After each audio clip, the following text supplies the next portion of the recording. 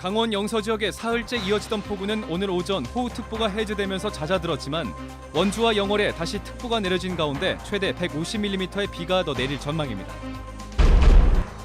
이번 호우에 강원도에선 3명이 숨지고 2명이 실종됐습니다. 실종자들에 대한 수색이 이틀째 진행되고 있습니다. 평창에서 공군 부사관이 자신의 차에서 총상을 입고 숨진 채 발견됐습니다. 해당 부대에서 탈영 신고는 했지만 총기를 반출한 사실을 모르고 있었던 것으로 보입니다. 도내 코로나19 일일 확진자 수가 5,000명을 넘겼습니다. 4월 이후 넉 달 만인데 확산세가 언제까지 이어질지 우려됩니다.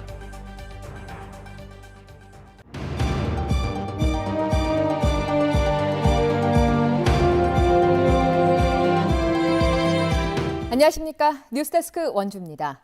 원주를 비롯한 영서 남부 지역에 300mm 안팎의 많은 비를 뿌린 정체전선이 남하하면서 해제됐던 호우특보가 오늘 밤을 기해서 다시 내려졌습니다. 강원지방기상청은 원주와 영월 지역에 호우 예비특보를 내리고 강원 중남부 지역에 모레까지 30에서 80mm, 많은 곳은 150mm까지 비가 올 것으로 예보했습니다.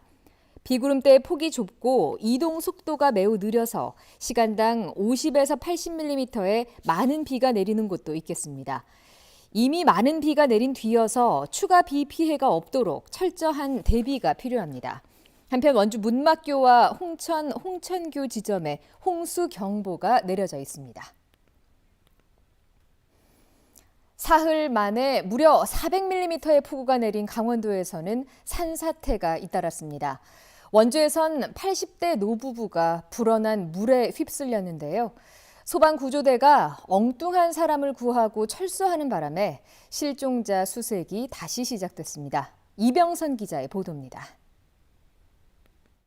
산중턱 마을이 흙더미에 뒤덮였습니다. 쏟아진 흙에 떠밀린 컨테이너는 포탄에 맞은 것처럼 찌그러졌습니다. 주차장에 있던 차량도 굴러떨어져 나동그라졌습니다.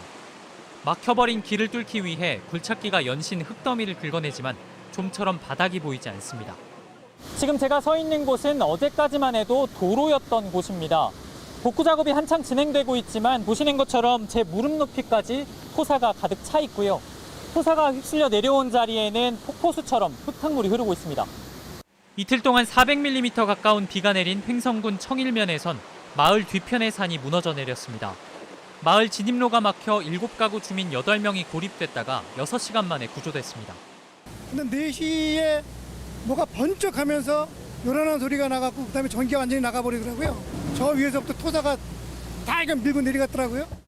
오늘 새벽 횡성군 갑천면에서는 농막들이 들어서 있는 산 정상부터 산사태가 일어나 산 아래에 있는 종교시설 건물을 덮쳤고 홍천군 북방면에서도 산사태로 주택이 반파됐습니다. 원주에서는 80대 노부부가 물에 휩쓸려 실종돼 이틀째 수색이 이루어지고 있습니다. 어제 새벽 5시 신고를 받고 현장에 도착한 119 구조대가 누군가를 구하고 철수했는데 알고 보니 비슷한 상황에 처한 다른 사람을 구조했던 겁니다. 구조됐다는 부모가 돌아오지 않자 가족이 다시 신고했고 어제 밤늦게 수색이 재개된 상태입니다. 엉뚱한 분이 구해달라 그러니까 그분을 구해다 놓고는 어르신 2분 여기 큰 길가에 내려달라 그래서 내려드렸다. 그래서 저희는 그렇게만 그것만 철떡같이 믿고 있었던 거죠. 강원도에는 지금까지 110건이 넘는 비 피해가 접수됐습니다. 남쪽으로 내려간 정체전선은 내일 다시 북쪽으로 올라와 강원 영서 지역에는 모레까지 최대 150mm의 비가 더 올 예정입니다. MBC 뉴스 이병선입니다. 많은 비로 인해 도내 곳곳에서 산사태가 잇따르고 있는 가운데 강원 지역은 산사태 위기경보 경계 단계가 유지되고 있습니다.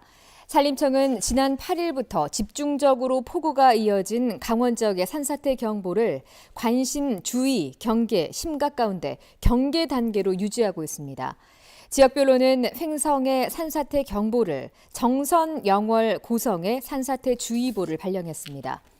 산림청은 지구온난화로 인한 집중호우가 빈발하면서 최근 10년간 연평균 260헥타르의 산사태가 발생해 1.8명이 숨졌다고 밝혔습니다.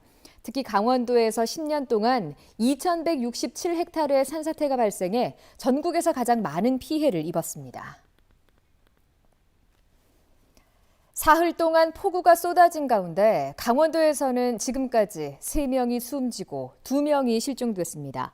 어제 횡성군 둔내면에서는 산사태가 발생하면서 토사에 매몰된 주택에서 70대 남성이 사고 발생 4시간 만에 숨진 채 발견됐습니다. 평창군 용평면에서는 50대 펜션 투숙객이 계곡에서 숨진 채 발견됐고, 영월 동강에서는 래프팅을 하던 50대 여성이 물에 빠져 숨졌습니다. 원주 부론면에서도 섬강 인근에 있는 벌통을 살피러 갔던 노부부의 실종 신고가 접수돼 이틀째 수색 작업이 진행 중입니다. 사흘 동안 도내에서 가장 많은 365mm의 비가 집중된 횡성 청일에서 쏟아지는 폭우에 주민들의 수건 사업으로 세워진 체험 식당이 불에 탔습니다.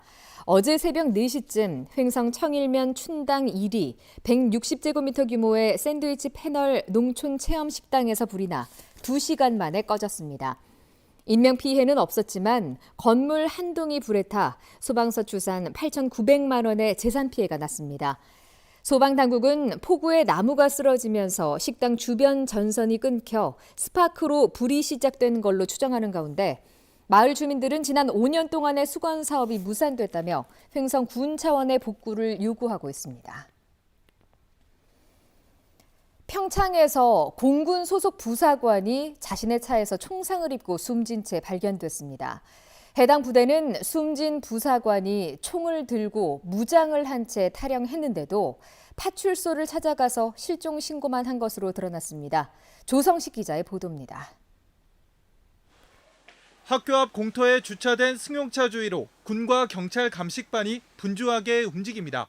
승용차 좌석을 뜯어내고 금속 탐지기와 내시경 카메라까지 동원해 탐색 작업을 이어갑니다.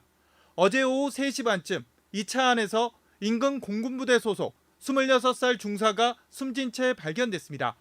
차 안에서는 장전된 K2 소총이 있었고 차량 천장에는 총알이 뚫고 지나간 흔적도 확인됐습니다. 이 부대 동료들은 중사가 부대에 출근하지 않자 파출소를 찾아가 신고했고 곧바로 경찰이 인근 학교 앞에서 중사의 차량을 발견했습니다. 하지만 부대 관계자는 경찰의 무장 탈영 신고가 아닌 실종 신고만 한 것으로 확인됐습니다. 군 당국이 경찰에 총기와 실탄이 사라진 사실을 알려주지 않은 겁니다. 저희들도 그런 문제에 대해서 좀 안타깝게 생각을 하는데 정확하게 수사요원들이 수사를 좀 하고 있어서 거기에 대한 좀 결과는 좀 지켜봐야 될 것 같습니다. 숨진 중사는 대관령 부대로 전입을 온 지 불과 열흘도 되지 않았습니다. 직전에는 공군 제20전투비행단에서 헌병으로 근무했던 것으로 확인됐습니다. 성폭력 피해를 호소하다 고 이해람 중사와 여군하사가 잇따라 숨진 그 부대였습니다.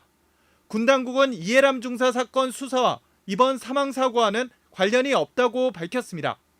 이해람 중사가 20피에 있었던 거하고 이 사망자가 지금 20피에서 이렇게 자리를 옮긴 거하고는 전혀 연관성이 없는 것 같아요. 전속을 다니는 그 우연의 일치일 뿐이지. 군과 경찰은 20대 중사의 사망 경위와 총기 반출, 총기 관리 소홀 여부도 조사하고 있습니다.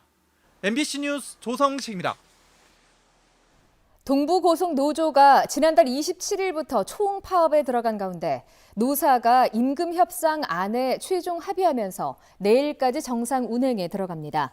파업 기간 꾸준히 교섭을 벌여왔던 노사 양측은 어젯밤 진행된 파업 14일차 교섭에서 임금 총액 1.5% 인상과 임금 체계 개선안에 최종 합의했습니다. 노사는 교섭을 통해 서로의 상생 의지를 확인했고 파업으로 인한 시민들의 불편을 최소화하는 차원에서 합의를 이뤄냈다고 밝혔습니다. 동부고속 노조 파업으로 강원도에서 수도권으로 가는 고속버스의 노선이 절반 이하로 줄면서 그동안 이용객들이 큰 불편을 겪어왔습니다. 뉴스데스크 원주를 마칩니다. 시청해주신 여러분 고맙습니다.